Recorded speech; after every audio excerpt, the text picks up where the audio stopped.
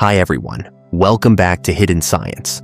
I hope you're having a good day and feeling ready for a deep dive into one of the most interesting parts of modern technology. Today, we're looking at DARPA, the US agency known for building ideas that often sound unrealistic at first, but later shape everyday life. This is the place where early internet experiments began, where GPS was refined, and where the first steps towards self-driving vehicles were tested. Many of these projects stayed hidden for years before the public ever heard about them. That history raises a simple question. What is DARPA building right now that we won't know about until decades later? In this episode, we'll break down real evidence, declassified information, and the experimental ideas that push technology forward. No speculation without sources. Only what we can trace, explain, and understand clearly. Let's jump in. DARPA invented the early internet, helped shape GPS, and supported the first modern drones. These breakthroughs were once hidden inside classified labs. So the real question is simple. What is DARPA building today that we won't know about until the 2040s? In this episode, we'll break down 4 clear areas that define DARPA's most experimental work.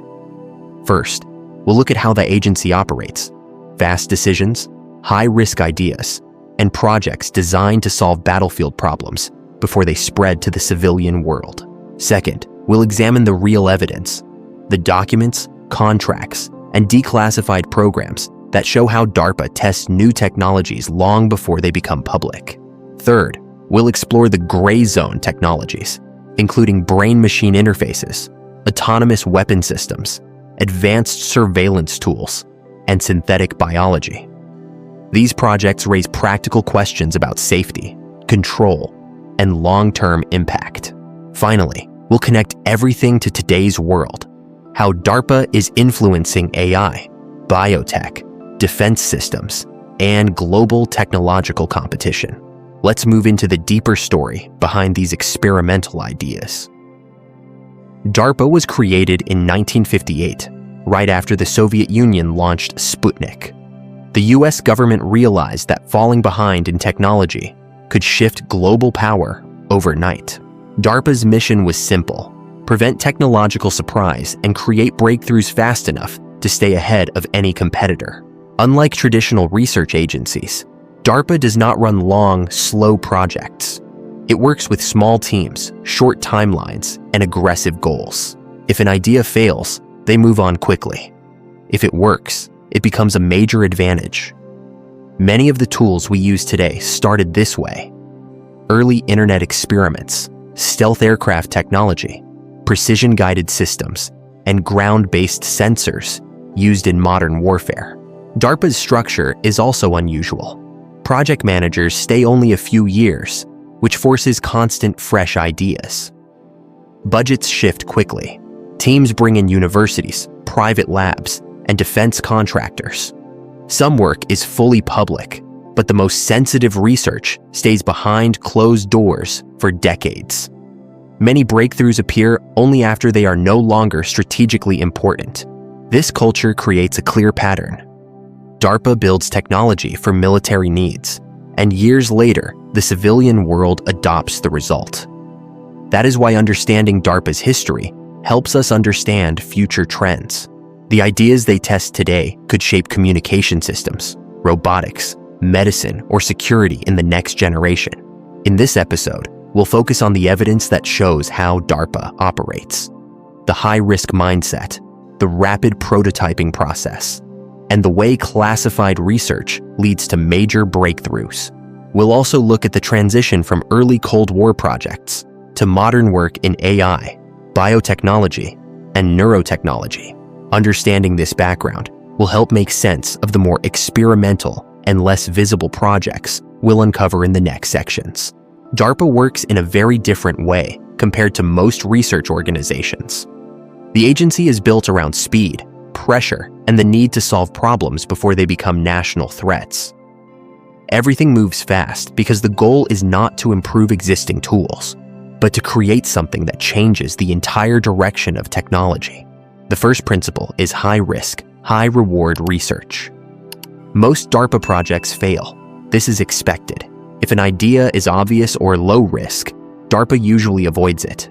The agency looks for concepts that traditional companies or universities don't want to touch because the chance of success is low or the timeline is too short.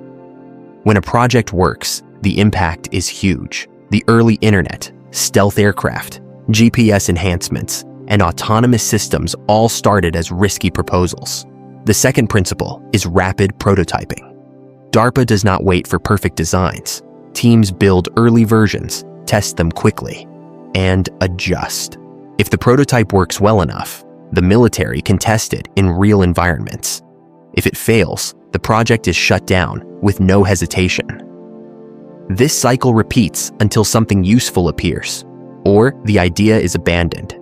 DARPA also uses a unique project manager system. Instead of keeping the same leadership for decades, the agency hires project managers for short terms, often 3 to 5 years. These individuals come from engineering labs, universities, or private companies.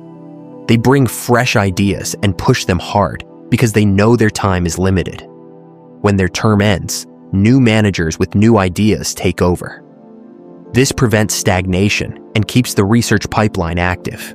Another important part is flexible funding. DARPA can move money much faster than most government agencies. When a promising idea appears, funding can increase within weeks instead of years. If a project loses momentum, funding can stop instantly. This flexibility allows DARPA to experiment without being trapped by long-term commitments. Some of the work is public, but a large portion remains classified. Projects that involve battlefield sensors, next-generation drones, advanced surveillance tools, or cyber operations often stay hidden for decades. Sometimes the public only learns about them after the technology becomes outdated or replaced by something better. This secrecy is not just for security. It also gives researchers freedom to test ideas without public pressure or political debates. To understand how this system works in practice, look at ARPANET, the early version of the internet. At the time, connecting computers across long distances was an uncertain idea. DARPA funded small teams, allowed them to experiment, and pushed for results even when the technology seemed impractical. The same approach supported early autonomous vehicles, leading to the DARPA Grand Challenge, which influenced today's self-driving industry. Another example is stealth technology. Before stealth aircraft existed, the concept of reducing radar signatures seemed unrealistic. DARPA accepted the risk, funded bold experiments, and helped create the foundation for modern stealth platforms. This model, fast teams, aggressive timelines, flexible budgets, and a tolerance for failure, explains why DARPA continues to shape technology long before the public sees the results. In the next section, we'll look at specific evidence and real projects that show how powerful this system can be. To understand what DARPA might be developing today, we need to look at the evidence from projects that were once hidden, but later became public. These examples show a clear pattern. DARPA often focuses on technologies that seem unrealistic at first, then quietly tests them until the results are strong enough to release. Many breakthroughs start as classified experiments, and only after years of testing do they appear in academic papers, patent filings, or open demonstrations. One of the strongest examples is ARPANET, the early network that later grew into the internet. When DARPA funded ARPANET in the late 1960s, the idea of linking computers across long distances was still experimental. The military needed a communication system that could survive attacks and stay functional even if parts of the network were damaged. That requirement pushed researchers to explore packet switching, distributed nodes, and routing protocols. At the time, these methods were not widely accepted. DARPA gave the teams enough freedom and funding to test ideas quickly, and that freedom led to one of the most important technologies ever created. Another major example is GPS. Early versions of satellite navigation were designed specifically for military operations, including missile targeting and battlefield coordination. DARPA worked on improving accuracy, reducing signal disruption, and testing resistant receivers. Much of this work remained classified during the early years. Only later, when the system matured, did the technology become available to the civilian world. Today, GPS is a global standard used in phones, cars, logistics, and emergency services. But in its early stages, it was a DARPA-supported experiment with limited visibility. DARPA has also pushed ahead in autonomous systems, especially drones. Before drones became widely used, DARPA funded early flight control systems, long-range sensors, and navigation tools. The agency supported small teams to test pilotless aircraft in controlled environments. These tests produced the foundation for modern UAVs, which now play critical roles in surveillance, search and rescue operations, and high-risk missions where manned aircraft would be unsafe. The public saw these technologies only after military use was well established. Robotics is another major area where DARPA's influence is clear. The DARPA Robotics Challenge pushed researchers to create robots that could operate in dangerous environments like collapsed buildings or industrial accidents. The event showed the public what robots could do, but behind the scenes, DARPA was testing navigation software, balance control, and advanced sensors that later influenced both defense and civilian robotics. The competition was a public demonstration of work that had been underway for years in different classified and semi-classified programs. In the field of artificial intelligence, DARPA funded early rule-based systems, computer vision research, and machine learning experiments. Long before AI became mainstream, many of the algorithms used in modern applications trace back to DARPA-supported labs and contracts. As computing power increased, DARPA helped push more advanced models, including programs focused on rapid decision systems, adaptive algorithms, and real-time pattern detection. Many of these developments were not public at first, but later influenced universities and private companies. Declassified contract summaries also show work in areas like sensor networks, cyber operations, and early predictive analytics. Some projects appear only in small procurement notes or research abstracts. Even these limited documents reveal consistent themes. DARPA funds tools that can detect threats early, automate complex tasks, and support rapid decision-making.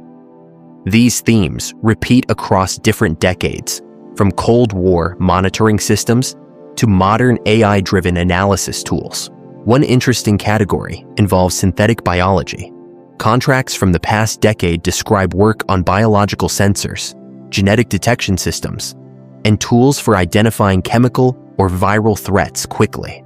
Much of this research focuses on field applications, where speed and reliability matter more than laboratory conditions. While the details remain limited, the direction is clear. DARPA is exploring technologies that combine biology, engineering, and computation. There is also evidence from interviews with former DARPA directors and program managers. Many describe the same experience. They worked on projects that were not fully public, often involving early neurotechnology, advanced materials, or next-generation communication tools. They mention that only a small fraction of DARPA's portfolio becomes visible during their time, and even fewer projects receive public demonstrations. These statements support the idea that the most experimental work stays hidden until the agency feels confident in the results. Looking at all of these examples, one pattern stands out. DARPA repeatedly works on technology that becomes essential years later.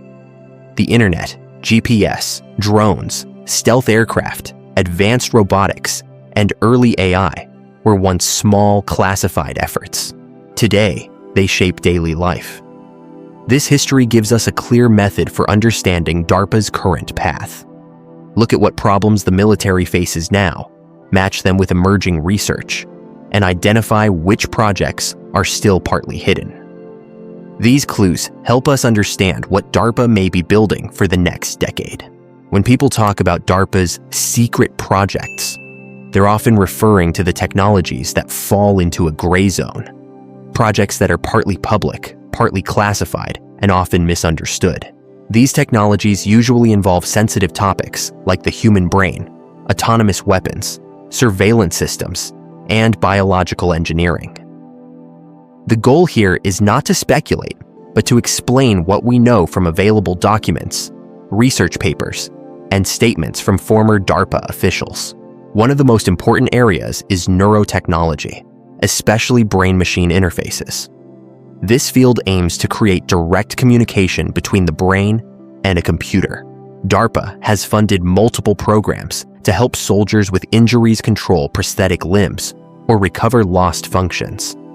Research papers and public demonstrations show progress in reading neural signals and translating them into movement. While the long-term applications remain unclear, the underlying technology is real and advancing quickly. The gray zone appears when the research shifts from medical uses to potential battlefield uses, such as improving reaction time or enhancing decision-making under pressure. These extensions are rarely discussed openly. Another sensitive area is autonomous weapon systems. DARPA has tested autonomous drones, navigation tools, and decision systems that allow machines to operate with limited human input. Public documents describe human-on-the-loop designs, meaning humans supervise the system rather than directly control every action. Critics worry about the risk of mistakes or loss of control. DARPA often responds by emphasizing testing environments and safety protocols, but the full extent of autonomy is still unknown because the most advanced systems remain classified. The central concern is simple. How much decision-making should a machine have during a mission? DARPA also works heavily in surveillance and sensing. This includes wide-area motion imagery systems that track movement across entire cities, long-range acoustic sensors, and tools that analyze communication patterns automatically. Some of these systems have been demonstrated in public programs, like persistent surveillance balloons and high-altitude platforms. Others appear only in contract summaries. The technology is useful for search and rescue or disaster response, but it also raises questions about privacy and monitoring. The dual-use nature of these tools places them firmly in the gray zone. A growing category is synthetic biology and genetic sensing. DARPA has funded programs to detect biological threats, build rapid response vaccines, and create field-ready diagnostic tools. Some projects focus on engineered organisms that can identify chemicals or pathogens in the environment. While the goal is defense, these tools require strict controls because they involve modifying living systems. The ethical questions are practical, not abstract. How do you ensure reliability, prevent misuse, and confirm that engineered systems behave exactly as expected? Another area that often generates discussion is AI-driven decision systems. These are tools that help analyze battlefield data, identify threats, or coordinate communication. The challenge is that AI can make fast decisions, but not always transparent ones. Researchers want systems that are predictable, safe, and effective. Some DARPA programs aim to create explainable AI for military missions. However, other projects focus on speed and automation, which naturally limits transparency. This balance between performance and control is why the topic remains sensitive. Former DARPA project managers have also mentioned research into advanced materials, such as self-healing armor, lightweight composites, and materials that can change shape or behavior under specific conditions. Some of this work appears in academic journals, but other developments remain behind closed doors. The materials could support stealth, protection, or new forms of mobility. Without full access to the experiments, the public sees only the surface-level results. In all these areas, the gray zone does not mean secret in a dramatic sense. It means partially visible. We can see enough to understand the direction, but not enough to know the full scale. Contracts, patents, and research papers give clues. Public demonstrations show prototypes. Interviews reveal intentions. But the most advanced versions of these technologies exist only inside secure facilities. The key point is that DARPA builds tools with dual purposes: military protection and future civilian applications. Neurotech could support medical treatment. Synthetic biology could help detect epidemics. AI could make emergency response faster. But the same tools can also support missions that require speed, precision, and secrecy. This dual nature is what places these technologies in the gray zone. In the next section, we'll look at real case studies that show how these ideas move from experimental tests to practical use. To understand how DARPA's experimental ideas become real technology, it helps to look at specific cases where early prototypes turned into major breakthroughs. These stories show how the agency tests ideas in controlled settings, improves them through rapid iteration, and then releases them once they reach a reliable level of performance. One of the clearest examples is the early ARPANET demonstration. In the late 1960s, researchers connected computers at UCLA and Stanford through a dedicated communication line funded by DARPA. The system crashed during the first message, but the core idea worked. Computers could share information across long distances. At the time, almost no one outside the project team saw the potential. Today, that first demonstration is recognized as the starting point of the modern internet. Another important case is the DARPA Robotics Challenge, launched after the 2011 Fukushima disaster. The goal was simple: create robots that could operate in dangerous environments where human access was limited. Teams built machines that could climb stairs, open valves, drive vehicles, and move through obstacle zones. The robots often fell, stumbled, or malfunctioned during early trials, but those failures produced valuable data. The challenge helped accelerate progress in navigation, balance control, and human-machine cooperation. Many robotics companies still use systems developed for that event. A third case involves exoskeleton research. DARPA supported early experiments that tested powered suits designed to help soldiers carry heavy gear over long distances. The initial prototypes were bulky and inefficient, but later versions became lighter and more capable. These developments later influenced medical rehabilitation devices and industrial support systems. The work shows how military-focused research can shift into practical civilian uses. Another strong example is the pattern of redacted projects. In many declassified documents, entire sections are blacked out, leaving only hints about the technology. These projects typically involve next-generation sensors, electronic warfare tools, or advanced communication systems. The redactions confirm that research exists, but the details remain hidden. Over time, some of these technologies eventually appear in updated military systems or academic reports. These case studies highlight a consistent pattern. DARPA invests in ideas that seem uncertain, tests them aggressively, and builds solutions that end up shaping both military operations and everyday life. In the next section, we'll look at the broader meaning of these developments and how they influence today's world. DARPA's influence reaches far beyond military projects. Its work shapes the tools, networks, and systems that people use every day. Understanding the agency's modern impact helps explain why its research matters, not just for defense, but for global technology and economic competition. A major area is artificial intelligence. DARPA funds programs that focus on fast decision-making, pattern recognition, and advanced autonomy. These systems influence how emergency teams analyze data, how hospitals process medical scans, and how companies design smarter logistics networks. Much of this progress can be traced to DARPA's early investments in machine learning and adaptive algorithms. DARPA also plays a large role in biotechnology. The agency supports rapid vaccine development, genetic sensing tools, and systems that detect biological threats. These technologies help prepare for future health emergencies. some early work on synthetic biology and genetic monitoring now appears in civilian labs, where researchers use similar methods for environmental testing and medical research. In communications and cybersecurity, DARPA helped build protocols and hardware that now support internet security, encrypted communication, and network resilience. Modern encryption methods, advanced routers, and intrusion detection systems all have connections to DARPA-backed research.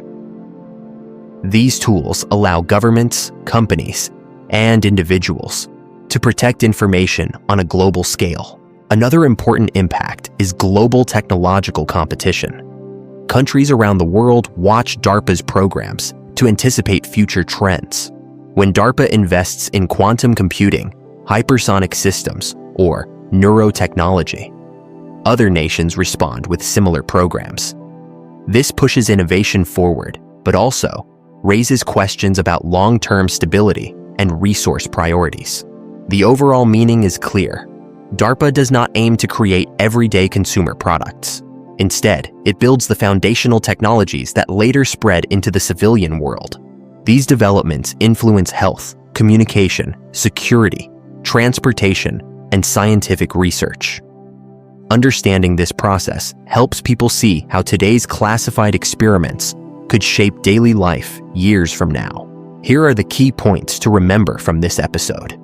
DARPA was created to prevent technological surprises, and its model has stayed the same for more than 60 years. Small teams, fast decisions, and a focus on high-risk ideas that most organizations won't attempt. This approach produced the early internet, GPS, stealth platforms, and the first modern drones. DARPA's work shows a clear pattern. Experimental projects start in classified environments, evolve through rapid prototypes, and eventually move into the public world once they are stable and safe. The gray zone technologies, neurotech, autonomous systems, synthetic biology, and advanced surveillance tools sit at the center of this process. They are real, scientifically grounded, and designed for missions that require speed and accuracy. Modern programs in AI, biotechnology, and cybersecurity continue this pattern. These technologies already influence hospitals, communication networks, disaster response, transportation, and global competition. What begins as a military effort often becomes a foundation for civilian life. The main takeaway is simple. If a technology seems too advanced or too early for public use, DARPA has probably been testing a version of it for years. Understanding their history helps us understand where future systems are heading and why these developments matter. Thanks for watching this episode of Hidden Science. I hope the breakdown of DARPA's hidden projects gave you a clear picture of how experimental ideas turn into technology that later becomes part of everyday life. If you found this episode useful or learned something new, consider giving it a like. It really helps the channel grow. I'd also love to hear your thoughts. Which DARPA technology surprised you the most? And what topics do you want us to explore next? Your suggestions help shape future episodes, and I read every comment. If you're new here, feel free to subscribe so you don't miss the next deep dive. We cover science, history, and the hidden systems that shape modern technology. Thanks again for spending your time with me today. I'll see you in the next episode.